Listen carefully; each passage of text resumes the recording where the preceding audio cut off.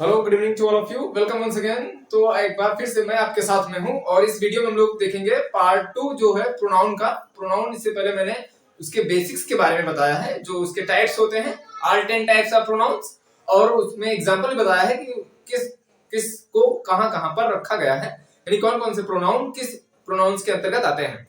तो यहाँ पर हम लोग देखेंगे रूल क्या है प्रोनाउन का विस्तार से, और ये लगभग 40 या 50 मिनट की वीडियो होगी। इसमें हम लोग कंप्लीट कवर करेंगे प्रोनाउन को। तो आइए हमारे साथ में शुरू कीजिए। आप हैं एमएस कैरियर क्लासेस पर और मेरा नाम है मनोज कुमार। तो आइए लेट्स स्टार्ट। प्रोनाउन। अब ये जो प्रोनाउन है, आपको पता ही है कि प्रोनाउन जो होते हैं वो किसकी जगह पे, संज्ञा की जगह पे यूज किए जाते हैं। तो सबसे पहले प्रोनाउन के हम लोग प्रकार में रूल नंबर 1 पढ़ेंगे, जो है पर्सनल प्रोनाउन, क्योंकि इसके प्रकार हमने बता दिए हैं आपको, और ये प्रकार आप नहीं देखे हैं पहली वीडियो तो 10 मिनट की वीडियो है, वहां से देख सकते हैं। तो पर्सनल प्रोनाउन क्या होते हैं, यानी ऐसे प्रोनाउन जो किसी व्यक्ति के नाम के बदले बोले जाएं, उसे पर्सनल प्रोनाउन कहेंगे। जैसे मैं, हम, तुम, वह, वे, ये सब पर्सनल प्रोनाउन होते हैं, क्योंकि ये सारे नाम जो हैं नाम के बदले ही इनको बोला जाता है। ओके, देखिए जैसे कि इसमें ही हो गया, सी हो गया, किसी का नाम है उसके बदले बोले जा रहे हैं, वह कहते हैं स्त्रीलिंग पुल्लिंग में, यानी फेमिनिन और मैस्कुलिन जेंडर में। और फिर दे हो गया, इच हो गया, आई हो गया, वी हो गया, और यहां पे इधर बना दें यू। इस तरह से ये जो आपके प्रोनाउंस होंगे ये पर्सनल प्रोनाउन के अंतर्गत आते हैं। इसके बाद में इसके ऑब्जेक्टिव केस भी है।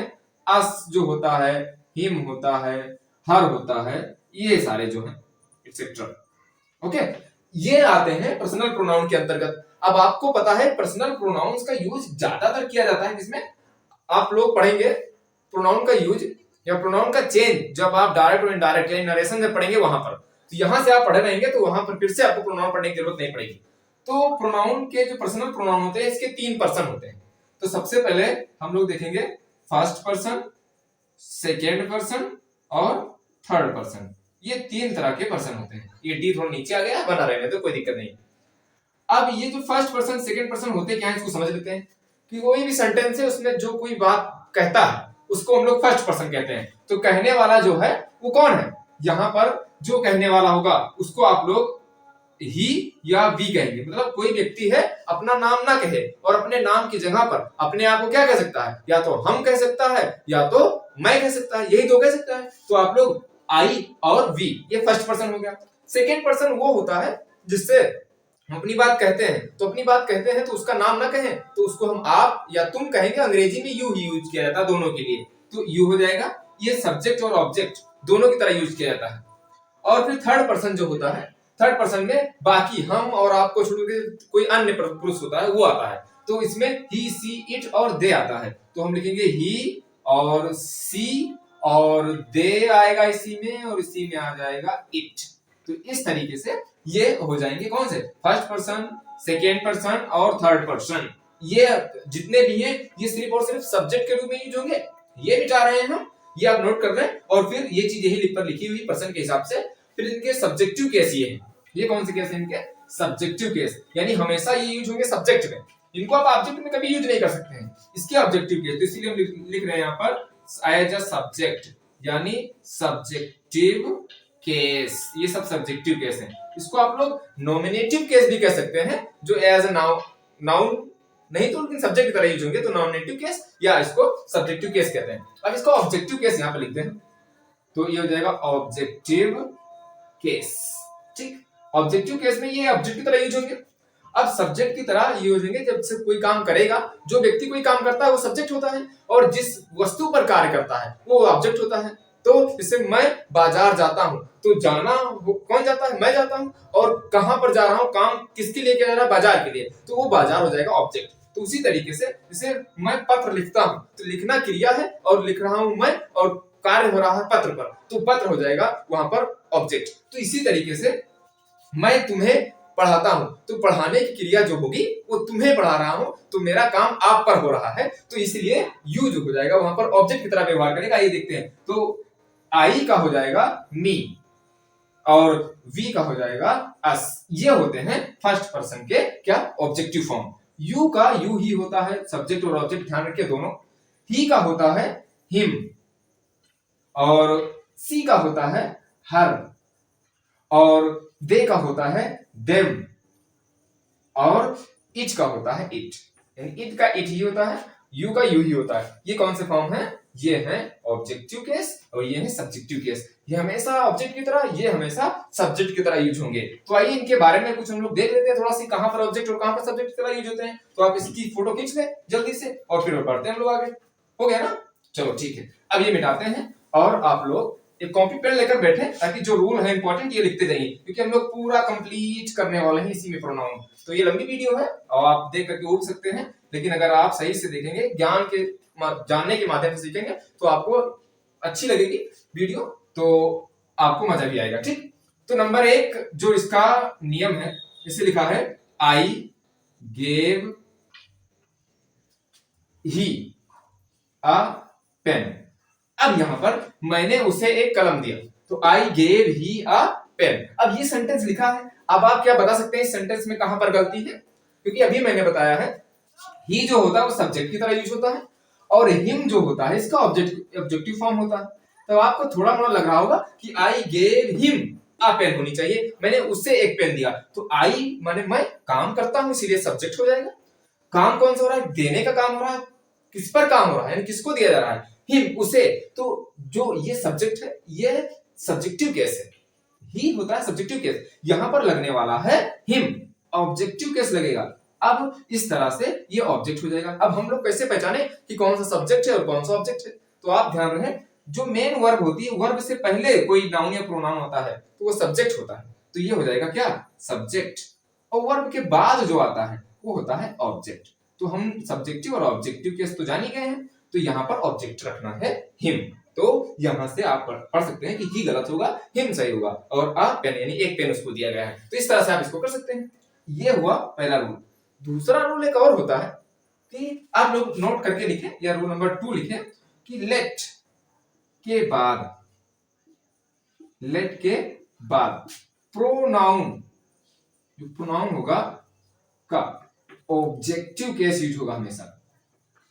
लेट के बाद प्रोनाउन का ऑब्जेक्टिव केस यूज होता है हमेशा, और हमेशा लेट के बाद में सब्जेक्टिव केस नहीं आएगा। जैसे हम ये मिटा रहे हैं और यहां पर लिख रहे हैं, ठीक, ताकि नीचे आपको आसानी से शायद दिखे ना, उसे दिख जाएगा, लेकिन हम यहां पर लिख रहे हैं, ज्यादा सही है। अब देखिए लेट के बाद में ऑब्जेक्टिव केस हो जाएगा। जैसे लेट, यहां पर लिखें लेट आई गो, मुझे जाने दो, तो हो जाएगा लेट आई गो। यहां पर आप देखिए सेंटेंस को पढ़ें तो सेंटेंस में आई आ रहा है, तो लेट के बाद में ये आई क्या है? आई तो होता है सब्जेक्टिव केस, इससे पहले मैंने बताया है। और आई का ऑब्जेक्टिव केस क्या होता है? तो ये सेंटेंस हो जाएगा, ये हो जाएगा गलत, क्योंकि लेट के बाद में हमेशा, लेट के बाद प्रोनाउन का ऑब्जेक्टिव केस यूज होता है। तो आई सब्जेक्टिव केस है, ये सब्जेक्ट की तरह यूज होता है, ऑब्जेक्ट की तरह कभी यूज नहीं होगा। तो हो जाएगा लेट मी गो। तो आई का ऑब्जेक्ट क्या होता है? मी होता है, तो इसीलिए हो जाएगा लेट मी गो, ये सही हो जाएगा, ना कि ये पहला वाला। तो लेट के बाद let him go, let me read, let him play, तो उसे खेलने दो, उसे दौड़ने दो, जो भी कुछ आएगा, तो लेट के बाद में क्या हो जाएगा? यहां पर हमेशा हमेशा ऑब्जेक्ट ही यूज होगा, ऑब्जेक्टिव केस। ठीक, यहां पर मैंने बताया है क्रिया के बाद में ऑब्जेक्टिव केस, क्रिया से पहले सब्जेक्टिव केस। लेकिन यहां पर देखो क्रिया है, ये तो वर्ब है ना, जाना क्रिया है, क्रिया से पहले देखो ऑब्जेक्ट आ गया। यहां बताया क्रिया के, ये वर्ब है, वर्ब के बाद में ऑब्जेक्ट आया, यहां पर वर्ब से पहले आ गया। तो लेट के सेंस में आप लोग ये नोट डाउन कर लेंगे कि जहां पर लेट होगा, लेट वाले वाक्य में क्रिया से पहले ऑब्जेक्टिव केस यूज हो जाता है। ठीक, तो ये थोड़ा एक्सेप्शन है, एक्सेप्शन इंग्लिश में और केमिस्ट्री में होता ही है ज्यादातर, तो आप लोग इसको थोड़ा सा याद रखेंगे बस। ठीक, तो आप इसको नोट करें और फिर हम लोग बढ़ेंगे आगे। तो ये दो नियम हमारे हुए। उसके बाद में तीसरा नियम है, मैं इसको मिटा रहा हूं, और तीसरा नियम यहां पर पढ़ते हैं। अब तीसरा नियम क्या है? कभी कभी हम लोग एक चीज की दूसरी चीज से तुलना करते हैं, तो तुलना करने पर, तुलना हमेशा दो चीजों में होती है और समान गुणों की तुलना होती है। तो जैसे यहां पर लिखें कि I M taller than he, यहां पर ही होगा या हिम होगा, ये आप बताएं। देखो आई माने मैं, क्या हूं, उससे ज्यादा लंबा हूं। तो I am taller than he कि I am taller than him होगा। तो यहां पर क्या हो रही है कि मैं तुलना कर रहा हूं अपनी किससे, ही से या हिम से। तो दोनों में से उससे तुलना कर रहा हूं, तो यहां पर ही होगा कि हिम होगा, ये आपको बताना है। तो I am taller than he कि हिम, इसमें से आपको अगर चॉइस करना है तो एक चीज नियम याद रखें आप लोग कि ये है सब्जेक्ट, का है सब्जेक्ट हो जाएगा। तो ये हो जाएगा सब्जेक्ट, आई हो गया सब्जेक्ट। सब्जेक्ट की तुलना किससे, सब्जेक्ट की तुलना हमेशा सब्जेक्ट से होगी और ऑब्जेक्ट की तुलना ऑब्जेक्ट से होगी। तो आई एम टॉलर देन क्या हो जाएगा, ही, ना कि हिम। तो यहां पर इस तरह से ये हो जाएगा कि आई एम, जैसे he is taller than I, वह मुझसे ज्यादा लंबा है, हो जाएगा ही इज टॉलर, तो टॉलर हो जाएगा देन आई। अब यहां पर ये सेंटेंस हो जाएगा, सही हो जाएगा। 12th में आप लोग जाएंगे तो वहां पर भी इसको पढ़ेंगे, और बाकी कंपटीशन में तो आप लोग इसको पढ़ते ही हैं कि he is taller than I, वो मुझसे ज्यादा क्या है, लंबा है। तो कंपैरेटिव डिग्री है, देन लगा उसके साथ में, आई आ गया, क्यों, क्योंकि ही है सब्जेक्ट और सब्जेक्ट की तुलना सब्जेक्ट से ही होगी। ओके, तो यहां पर इस तरह से सब्जेक्ट की तुलना सब्जेक्ट से हुई, इसलिए ही नहीं आएगा। अब ऑब्जेक्ट की तुलना ऑब्जेक्ट से कैसे हो सकती है, वो आप हम लोग देख लेते हैं। तो वो ऑब्जेक्ट के केस में देखेंगे कि यहाँ पर ऑब्जेक्ट कैसे आ सकता है। उसके लिए भी हम ऊपर वाला मिटा रहे हैं इस बार, और ऊपर वाला मिटा करके फिर आपको समझाते हैं कि I like you as much as him. यहां पर ये सही है कि गलत है। अब आई जो मैं हूं, वो लाइक माने पसंद करता हूं, यू माने आपको, मैं आपको पसंद करता हूं। ओके, अब कितना पसंद करता हूं, एज मच एज यानी जितना की, ही माने उसे। तो यहां पर लाइक माने पसंद करना सब्जेक्ट के बाद में आया, सिर्फ लेट के फॉर्म में, सॉरी क्रिया, यहां पर क्रिया से, क्रिया के बाद में आया है कोई भी प्रोनाउन, तो क्रिया के बाद में प्रोनाउन आता है तो ऑब्जेक्ट हो जाएगा, क्योंकि यू सब्जेक्ट भी होता है। तो हम कैसे जानेंगे कि यू सब्जेक्ट है कि ऑब्जेक्ट, तो यहाँ पर मेन वर्ब के बाद में आएगा तो क्या हो जाएगा, ऑब्जेक्ट, और पहले आएगा तो सब्जेक्ट होगा। तो यहाँ पर क्या है कि क्रिया जो है मेन वर्ब है उसके बाद में आया तो ऑब्जेक्ट हो जाएगा, तो ये हो गया ऑब्जेक्ट। और ऑब्जेक्ट मैं पसंद करता हूं किसको, यू, आपको। अब आपकी तुलना किससे कर दी गई है, उससे। तो यहां पर यू है ऑब्जेक्टिव फॉर्म, इसीलिए ये हो जाएगा ऑब्जेक्टिव फॉर्म। तो पॉइंट टू बी नोटेड, इसको आप नोट करें।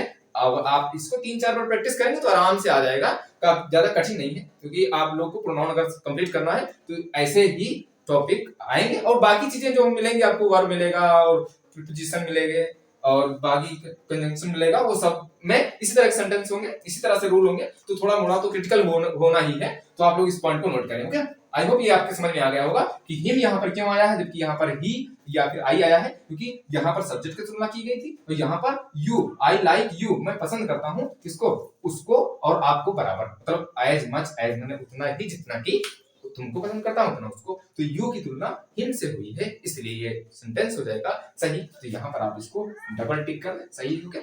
फिर अब हम लोग पढ़ते हैं आगे। तो ये हुआ हमारा कुछ पहला पर्सनल प्रोनाउन से, लेकिन पर्सनल प्रोनाउन में और भी कुछ है, वो आइए देख लेते हैं, क्योंकि third person, first person, second person होते हैं। इसके लिए अगर कोई तीनों नहीं, तीनों पर्सन अगर एक ही वाक्य में, एक ही सेंटेंस में आ जाएं, तो आप लोग क्या करोगे, गिर जाओगे क्या? तो गिरना नहीं है, आप लोगों को करना है क्या, एक काम कि अगर आ जाए आई यू एंड थोड़ा पास में रखो भैया, ही, मैं, तुम और वह। अब यहां खाली स्थान है, गोइंग टू स्कूल, हम, तुम और वह स्कूल जा रहे हैं। इस सेंटेंस में आपको क्या करना है कि सबसे पहले बताइए कौन सा यहाँ पर हेल्पिंग वर्ब यूज होगा, वर्ब कौन सी यूज होगी, इज यूज होगा, एम यूज होगा कि आर यूज होगा।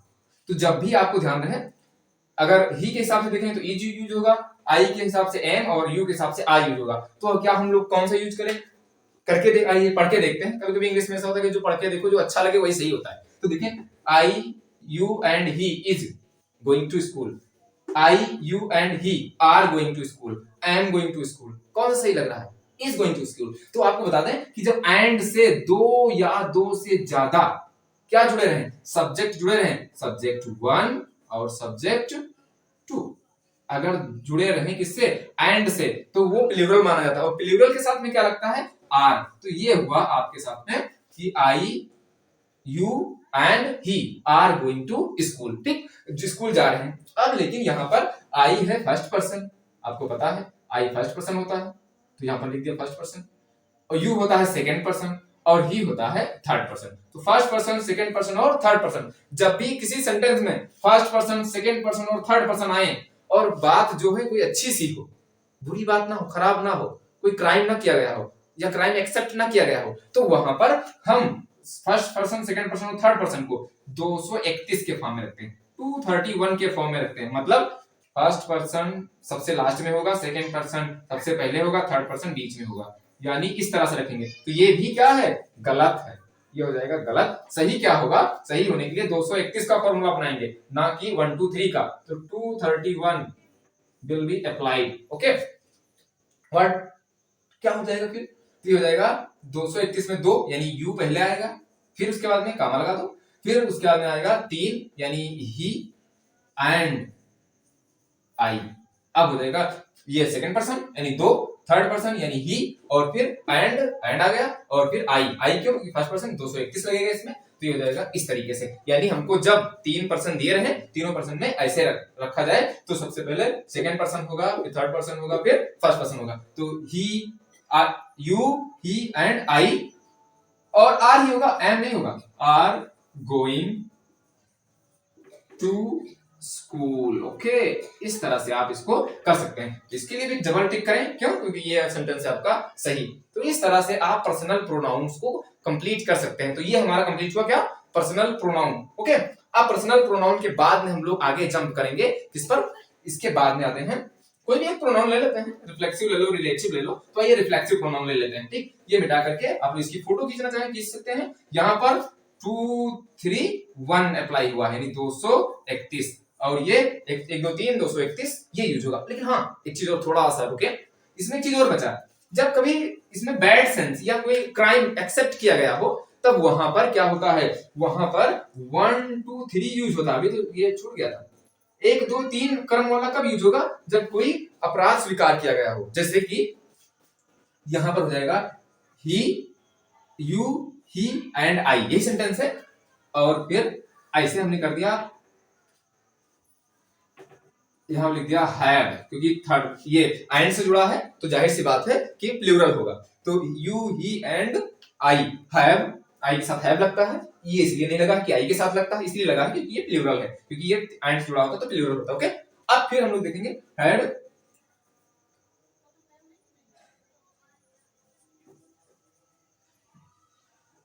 यहां पर एक्सेप्टेड,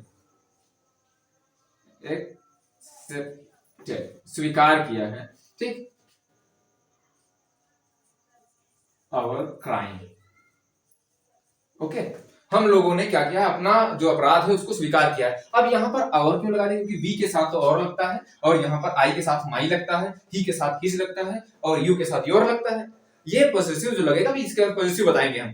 तो जो पॉजिटिव लगेगा तो हमने और क्यों लगा दिया, तो आपको ध्यान रहे, जब 3 पर्सन होते हैं और 3 पर्सन को जोड़ा जाए, तो वहां पर अधिकार के लिए, अपने के लिए अवर लगाते हैं, ठीक। तो अवर यहाँ पर लगा है, तो ये एडिशनल आपका रूल हो जाएगा। तो ये आप नोट कर लें कि जब 3 पर्सन जुड़े हों, first person, second person, third person, तो वहां पर अवर लगेगा। और यहाँ पर ये सेंटेंस हो जाएगा गलत। अच्छा, गलत क्यों हुआ है, अवर लगा, सही है, क्राइम एक्सेप्ट किया गया है, लेकिन क्यों, जब क्राइम एक्सेप्ट किया गया है जाए, कोई बुरी बात हो वहां पर, तो 1 2 3 अप्लाई होता है। ओके, तो सबसे पहले क्या हो जाएगा, यहाँ पर ये वाला 1 2 3 ये बात यहां जाएगी, आई यहां पर होगा आई, फिर यहां पर होगा you second person and he.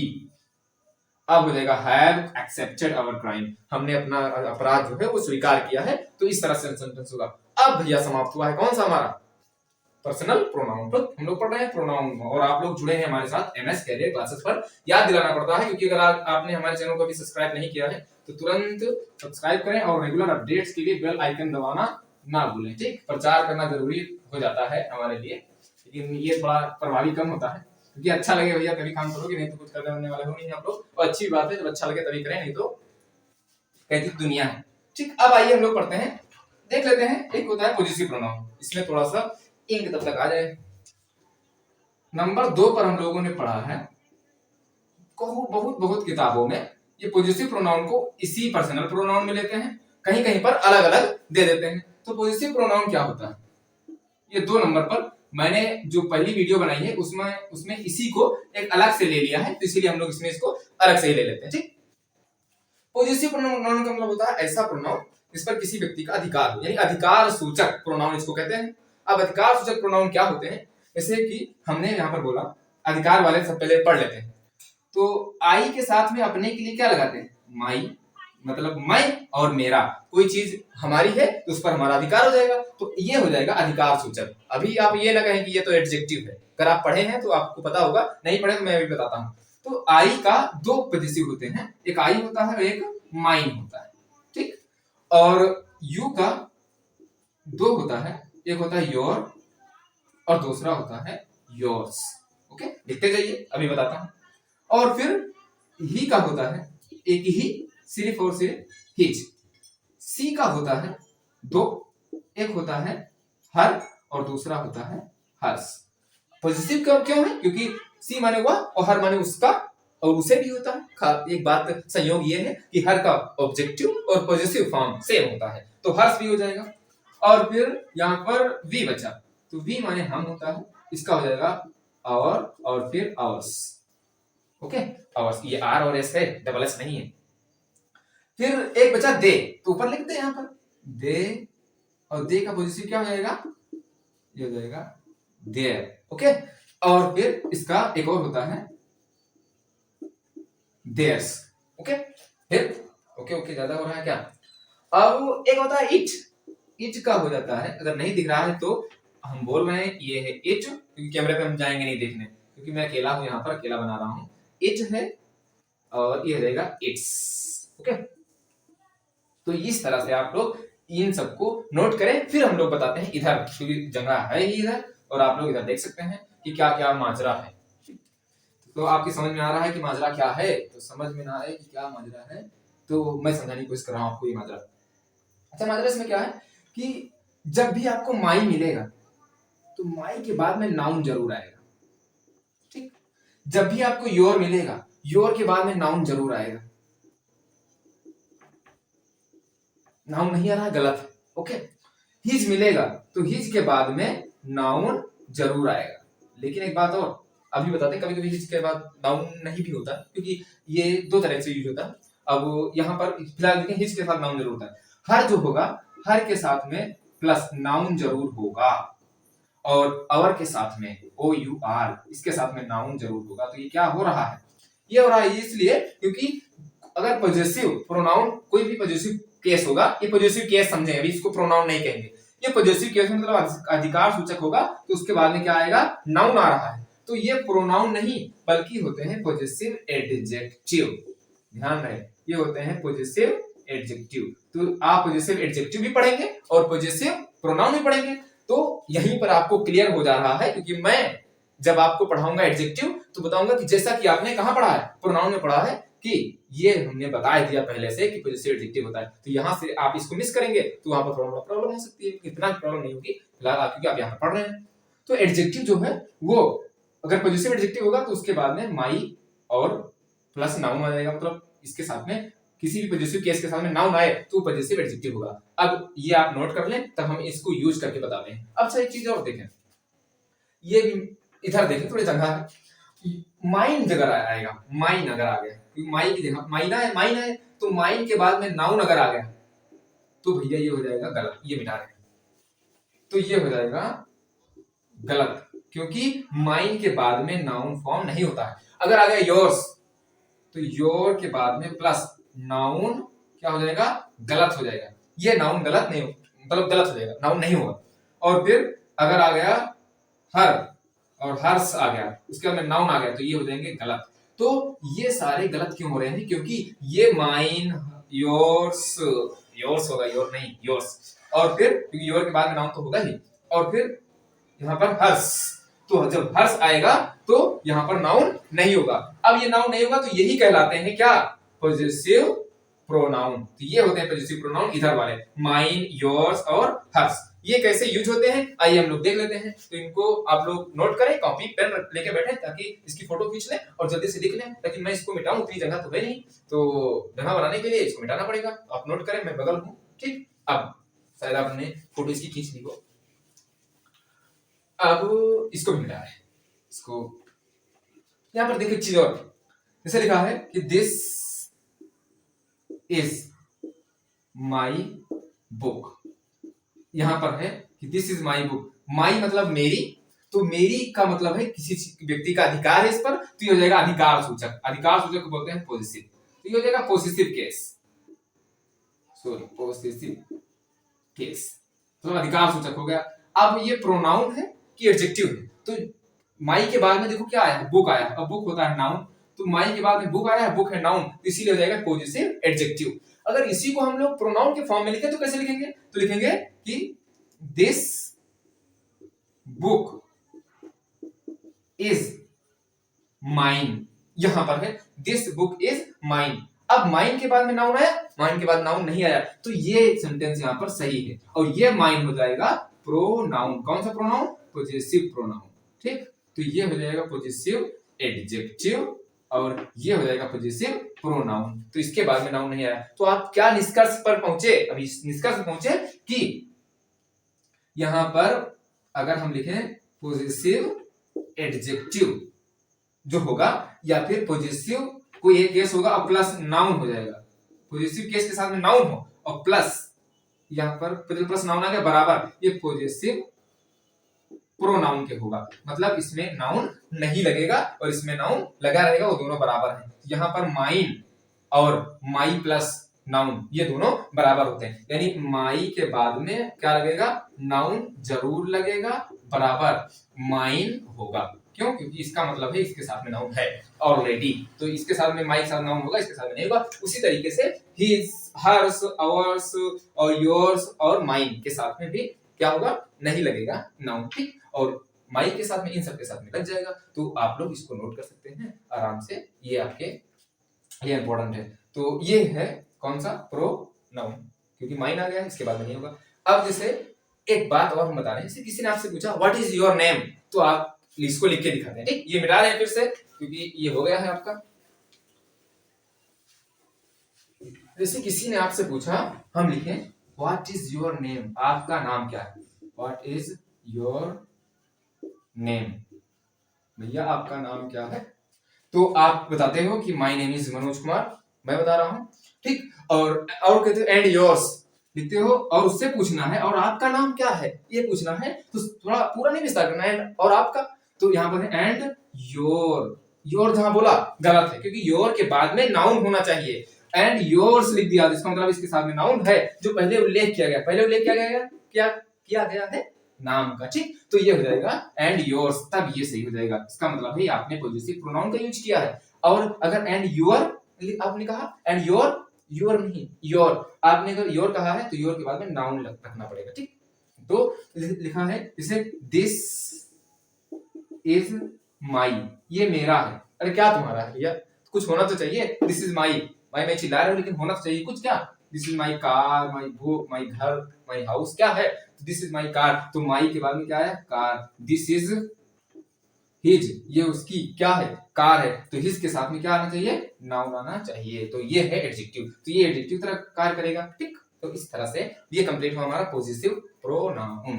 अच्छा, पॉजिटिव प्रोनाउन में एक चीज और होता है कि इसमें आप लोग किसी का के लिए एपोस्ट्रोफी नहीं लगा सकते हो, ऐसे लिखा योर्स तो ऐसे लिख दो, योर्स माने आपका, ऐसे, तो ये एपोस्ट्रोफी लगाना गलत होता है। एपोस्ट्रोफी एस सिर्फ पॉजिटिव प्रोनाउन में नहीं, नाउन में लगता है, पॉजिटिव नाउन में लगता है। ये मैंने पॉजिटिव नाउन वाली एक अलग से स्प्लिट वीडियो बनाई है, आप उसको जाकर के फटाक से देख सकते हैं, तो वो मिलेगी आपको इसी जो वीडियो आप देख रहे हैं, इसमें डिस्क्रिप्शन में जाएंगे आप, प्लेलिस्ट मिलेगी और इसकी लिंक भी मिल जाएगी, तो वहां पर देख सकते हैं, ठीक।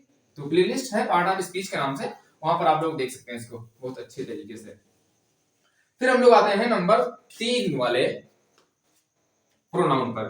तो हमने पढ़ा पहला पर्सनल, दूसरा पॉजिटिव, तीसरा है रिफ्लेक्सिव। रिफ्लेक्सिव प्रोनाउन इसी वीडियो में पूरा खत्म करने वाले हैं, बहुत लंबी जाने वाली है, तो क्या हुआ, लंबी जाएगी, जाने दो। आप लोग स्पीड बढ़ा के भी देख सकते हैं अगर ज्यादा स्लो हो रहा है मैटर तब। तो रिफ्लेक्सिव प्रोनाउन क्या होता है, तो रिफ्लेक्सिव प्रोनाउन समझने के लिए आप लोग फिर ऑब्जेक्टिव और सब्जेक्टिव केस समझेंगे और पॉजिटिव केस समझेंगे। जब हम लोग से लिखा है माई सेल्फ और योर सेल्फ,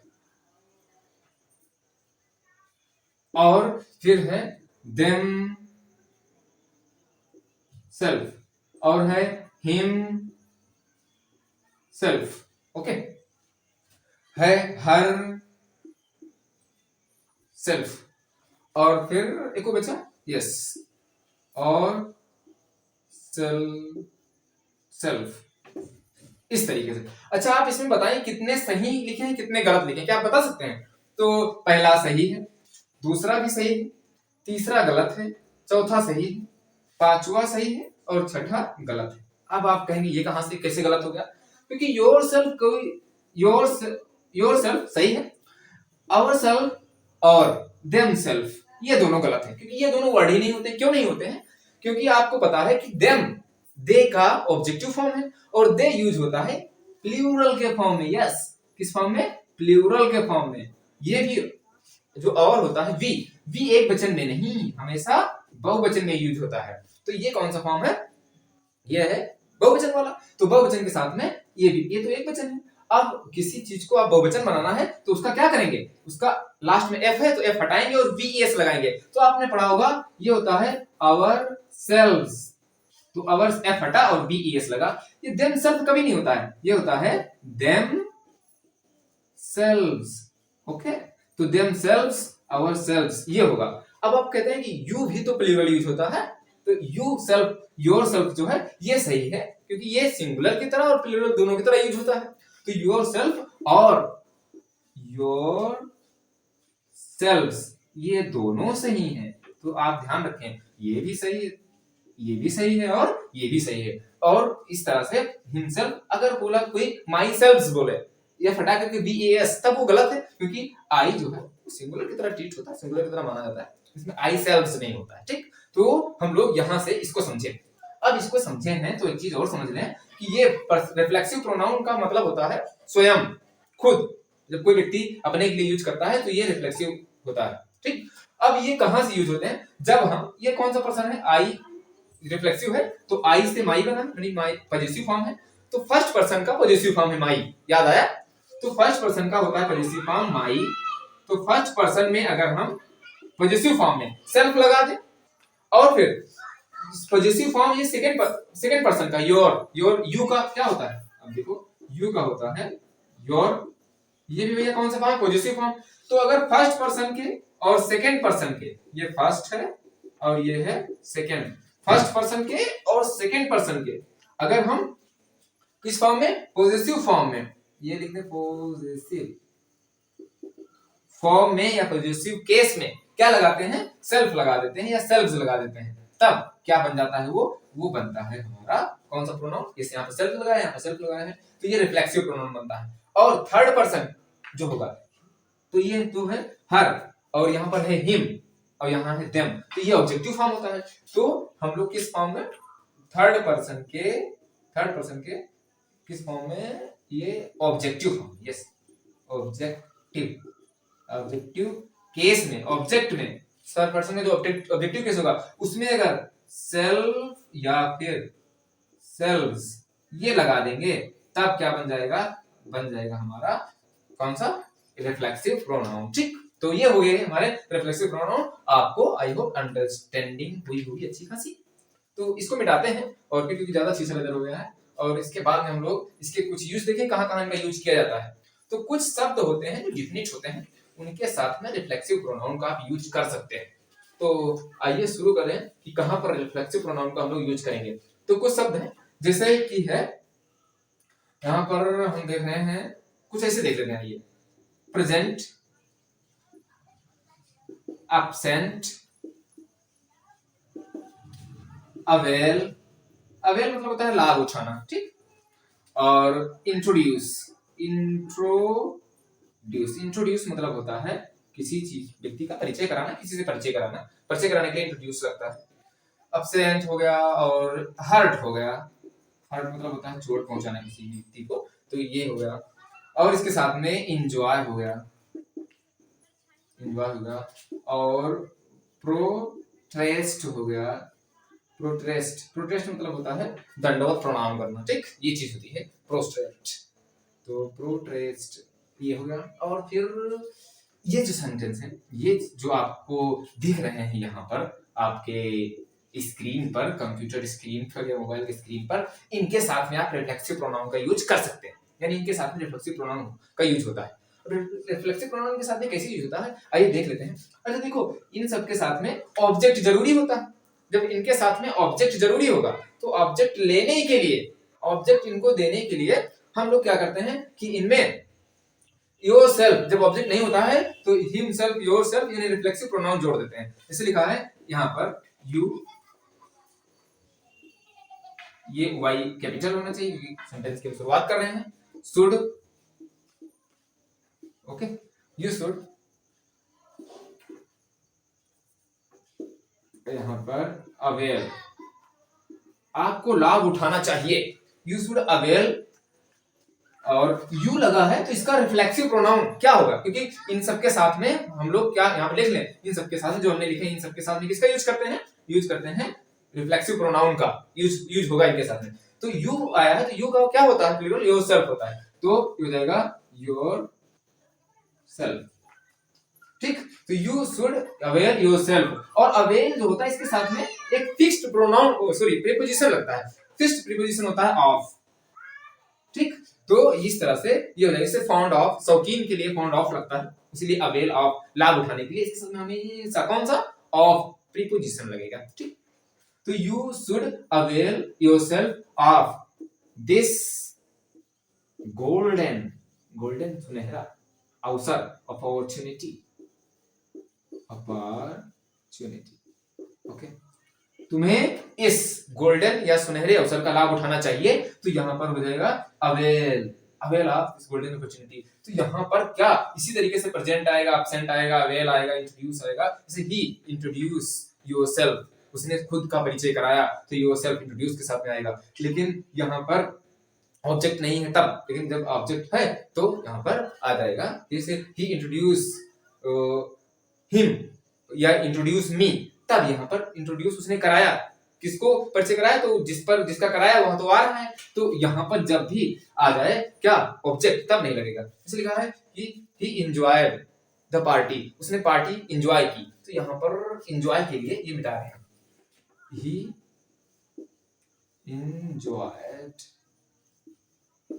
द पार्टी। अब उसने पार्टी एंजॉय की है, तो यहां पर एंजॉयड के बाद में क्या आना चाहिए, एंजॉयड के बाद में रिफ्लेक्सिव प्रोनाउन आना चाहिए, क्योंकि यहां पर ऑब्जेक्ट तो है नहीं। अब यहां पर क्या हो जाएगा, ही एंजॉयड देम, सॉरी ही होगा हिमसेल्फ, तो ही एंजॉयड हिमसेल्फ द पार्टी। तो यहां पर इस तरह से आप इसको कर सकते हैं, ही एंजॉयड इन द पार्टी लिखते हैं, सॉरी द पार्टी नहीं, इन द पार्टी, नहीं तो फिर ऑब्जेक्ट बन जाएगा यहाँ पर, in the party.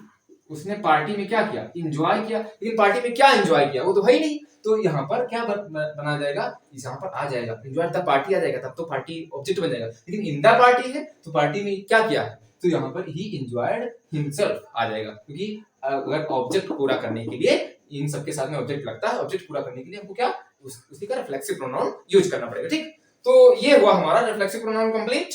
We now move to another का काइंड ऑफ प्रोनाउन, ठीक। तो जो अगला काइंड ऑफ प्रोनाउन है वो हम लोग देख लेते हैं।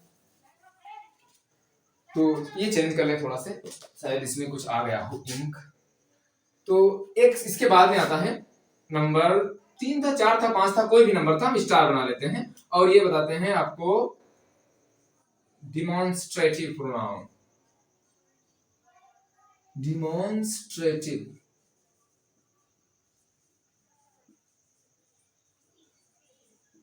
ठीक। ये डिमॉन्स्ट्रेटिव प्रोनाउन क्या होता है, इसको कहते हैं संकेतवाचक। कोई चीज को आपको संकेत करना, यह है, वह है, वे या फिर ये, इन सब के लिए आपको 4 मिलेंगे। एक मिलेगा दिस, एक मिलेगा दैट, एक मिलेगा दीज और एक मिलेगा बोलो दोज, ठीक।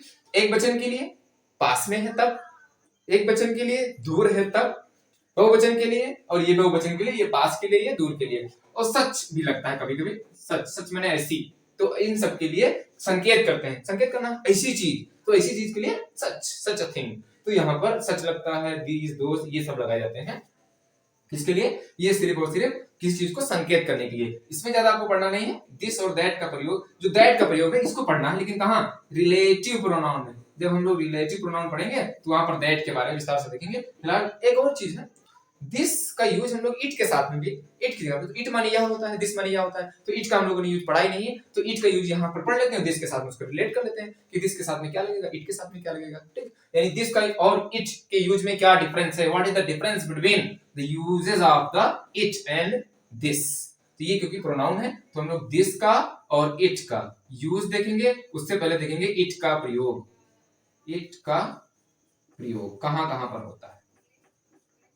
तो मैं आपको बता दूं कि इट का प्रयोग मौसम संबंधी घटना के लिए, वेदर के लिए, वेदर के लिए, मौसम, समय के लिए लगता है, समय के लिए, छोटे मोटे कीड़े मकोड़े हैं उनके लिए, कीड़े मकोड़ों के लिए, कुछ जानवर के लिए इट का प्रयोग करता है, किया जाता है, ठीक। और फिर छोटे बच्चे होते हैं ना, छोटी बच्ची और छोटा बच्चा, उनके लिए क्या किसका प्रयोग करते हैं, समय के साथ में इट का प्रयोग करते हैं।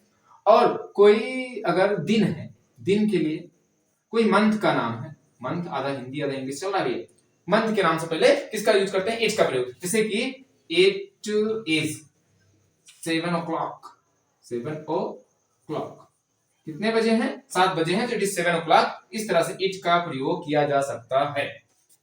या आज सोमवार है, इट इज मंडे, और संयोग की बात है कि आज सोमवार ही है जिस दिन मैं वीडियो बना रहा हूँ, ठीक, तो इट इज मंडे हो जाएगा। फिर उसके बाद में आप लोग इसके लिए क्या यूज कर सकते हैं, it is winter, it is summer, गर्मी का मौसम, मानसून का मौसम, तो इनके लिए इट का प्रयोग करते हैं।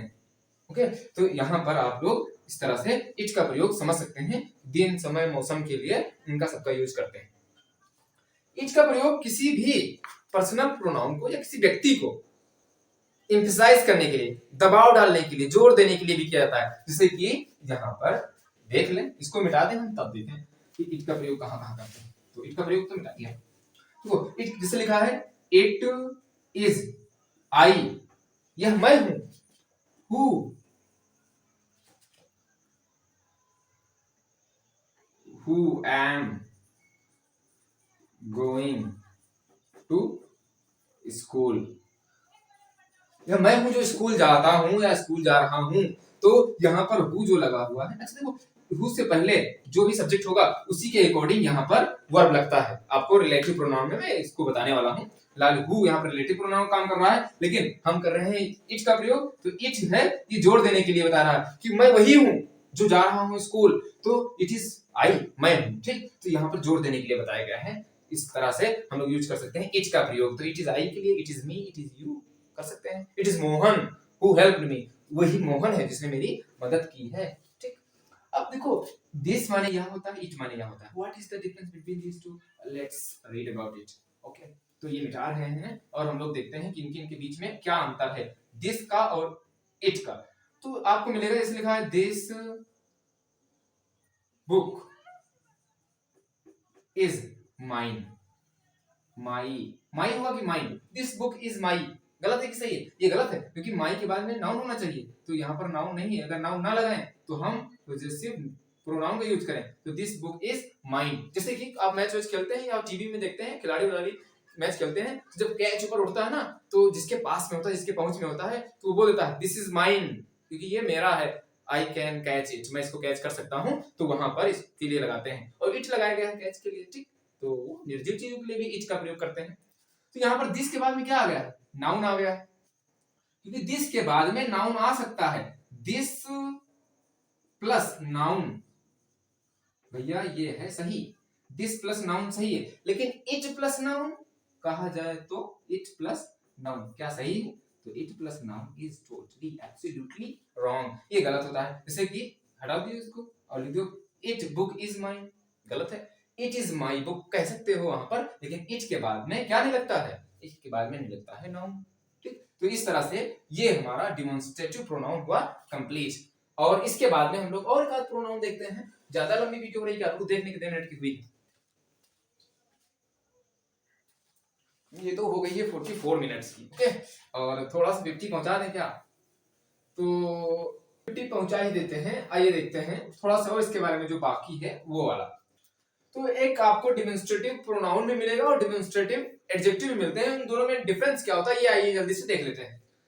तो जैसे लिखा है हम यहाँ पर, दिस इज माई बुक, ये सेंटेंस है। और इसको दूसरी तरह से लिख सकते हैं हम, दिस बुक इज माई। माई सही है, माई गलत है क्योंकि इसके बाद में क्या आना चाहिए? नाउन आना चाहिए, तो इसीलिए हो जाएगा माइन।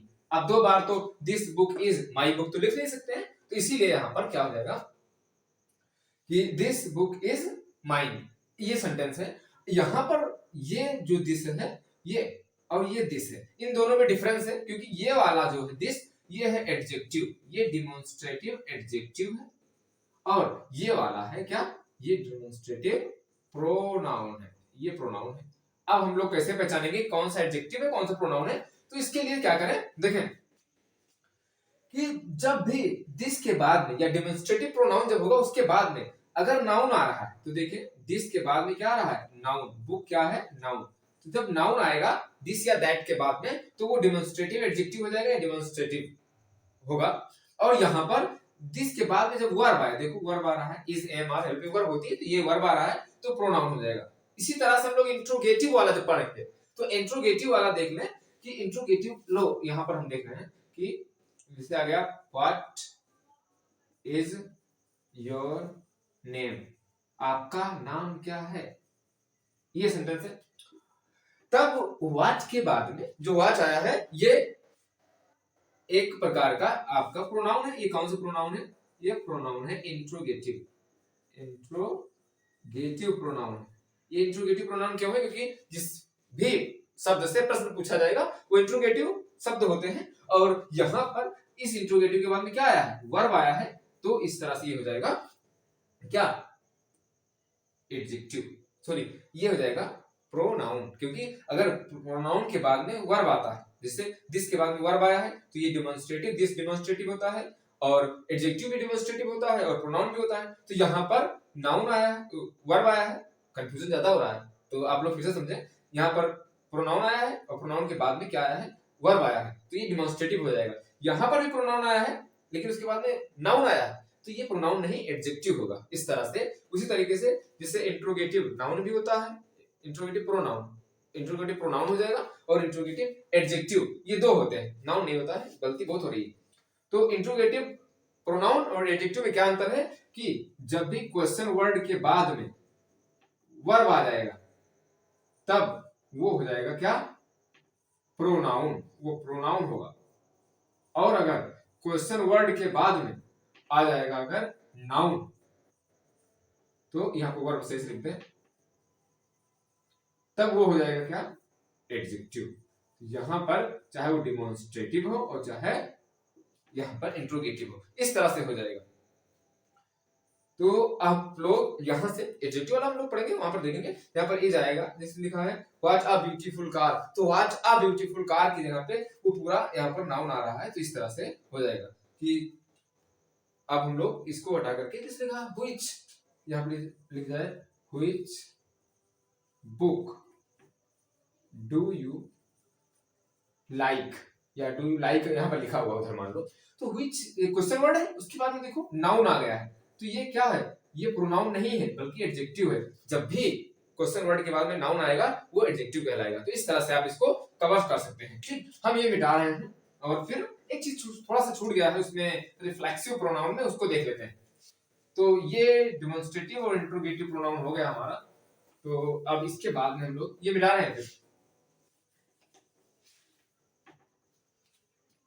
रिफ्लेक्सिव प्रोनाउन कभी भी सब्जेक्ट की तरह यूज नहीं होंगे। कभी कभी लोग बोलचाल की भाषा में सब्जेक्ट की तरह यूज कर लेते हैं, वो कौन कौन से होते हैं ये देख लेते हैं। जैसे अभी बोलते हो, अपना इंट्रोडक्शन देते हो, बोलते हो my self Manoj Kumar from UP, इसे लिखा है कि माई सेल्फ, आप लिख सकते हैं माई सेल्फ, माई सेल्फ माने मैं, यूज करते हैं लेकिन ये सही नहीं है। माई सेल्फ, जैसे हमको अपना इंट्रोडक्शन देना है और यहाँ पे लिख दिया my self Manoj Kumar from UP, इतना लिखा और यहाँ पर फुल स्टॉप लगा दिया। अब आप ये करें ना करें यूपीएससी लिख दें और फिर जो माई सेल्फ आया है ये एज ए सब्जेक्ट यूज नहीं होता है। ये यूज होगा कब, ये गलत है, इसमें सेंटेंस पूरा गलत है, जब इसके आगे कोई सब्जेक्ट का उल्लेख हो। अब यहाँ पर माई सेल्फ किसके साथ में, आई के साथ में लगता है, तो आई माई सेल्फ होगा तब सही हो जाएगा। तब ये आ जाएगा एम्फेसिस प्रोनाउन में। एम्फेसिस प्रोनाउन या फिर कह सकते हैं एम्फैटिक प्रोनाउन, जो दृढ़ता सूचक या दबाव सूचक होते हैं उनकी लग जाएगा। क्यों? क्योंकि मैं खुद, इसका मतलब होगा मनोज कुमार यूपी से। ठीक, अब यहाँ पर ये माई सेल्फ अब सही होगा ना कि अब सही है। तो अब इस समय अगर आप इसको सब्जेक्ट की तरह यूज कर रहे हैं तो अकेला सब्जेक्ट की तरह यूज नहीं होगा, तो ये गलत है। तो इस तरह से इसको गलत करना है और अब लगा देंगे आई, तब सही हो जाएगा क्योंकि आई के बाद में हमारे आई माई सेल्फ हो सकता है क्योंकि ये एम्फैटिक प्रोनाउन में आता है। तो एम्फैटिक प्रोनाउन ऐसे ही होता है जब किसी सब्जेक्ट के बाद में रिफ्लेक्सिव प्रोनाउन आता है तो वो एम्फैटिक होता है, वो दबाव डालता है इस पर कि मैं खुद ये हूं या मैंने खुद ये किया है।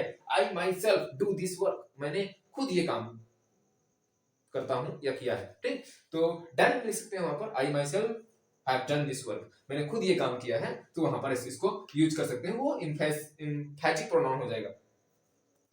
अब यहाँ पर जो रिफ्लेक्सिव प्रोनाउन होते हैं वो किसी के साथ में, कुछ के साथ में यूज नहीं होते हैं, उनको भी देख लें किसके साथ में यूज नहीं होते हैं। हाइड के साथ में, हाइड मतलब होता है छिपना, कीप माने होता है रखना, टर्न के साथ में मुड़ने के साथ में, स्टॉप के साथ में रुकने के साथ में, मूव के साथ में, इन सब के साथ में क्या नहीं यूज होता है, इन सब के साथ में नहीं यूज होता है कभी भी reflexive pronoun. My self, himself, yourselves, ये सब, या योरसेल्फ, देमसेल्व्स और अवरसेल्व्स, ये नहीं यूज होते हैं। क्यों? क्योंकि इनके साथ अगर लिखा हुआ है सेंटेंस की ही हाइड हिमसेल्फ, उसने स्वयं को छिपाया, अब ही हाइड हिमसेल्फ लगा दें,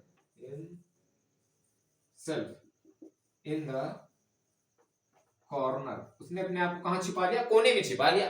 तो कोने में छिपाने के लिए कोने में छिपाया, तो ये जो हिमसेल्फ है ये हट जाएगा क्योंकि इनके साथ में नहीं लगेगा जाएगा। जैसे लिखा है इसको हम मिटा दें और लिखें यू शुड, आपको चाहिए, कीप माने रखना, योरसेल्फ मतलब खुद को, योरसेल्फ अवे माने दूर, इसको मिटा दें ताकि यह सेंटेंस लिखना है। इनके कीप के साथ में, हाइड के साथ में और टर्न और स्टॉप, मूव, इनके साथ में क्या नहीं लगाना है आपको, रिफ्लेक्सिव प्रोनाउन नहीं लगाना है। इसको आप लिख ले तब मिटाएं। ठीक, तो you should keep yourself away from, यहां पर फ्रॉम लिख दें, बैड बॉयज, आपको बैड बॉयज से अपने आप को क्या रखना, दूर रखना चाहिए। तो ये जो कीप के साथ में योरसेल्फ तो लिखा ही नहीं, वो गड़बड़ हो रहा है, तो पूरा गड़बड़ कर दिया, योर सेल्फ, तो अपने आप को जब दूर रखना है तो यहां पर कीप के साथ में क्या नहीं लगेगा, योर सेल्फ नहीं लगेगा। तो क्योंकि रिफ्लेक्सिव प्रोनाउन इन सबके साथ में कीप, मूव, टर्न, इनके साथ में नहीं लगता है, तो यहां पर भी ये गलत हो जाएगा। तो आपको इसलिए ध्यान रखना है, ये हटा दोगे योर सेल्फ, तब ये सेंटेंस सही होगा। तो इस तरह से आप इसको कंप्लीट कर सकते हैं। तो आज के लिए इतना ही, हम लोग थोड़ा सा ज्यादा लंबी वीडियो हो रही है, मिलते हैं इसी टॉपिक में जो बचा हुआ है उसके साथ में। तब तक के लिए मुस्कुराते रहिए और पढ़ते रहिए। Thank you for joining us.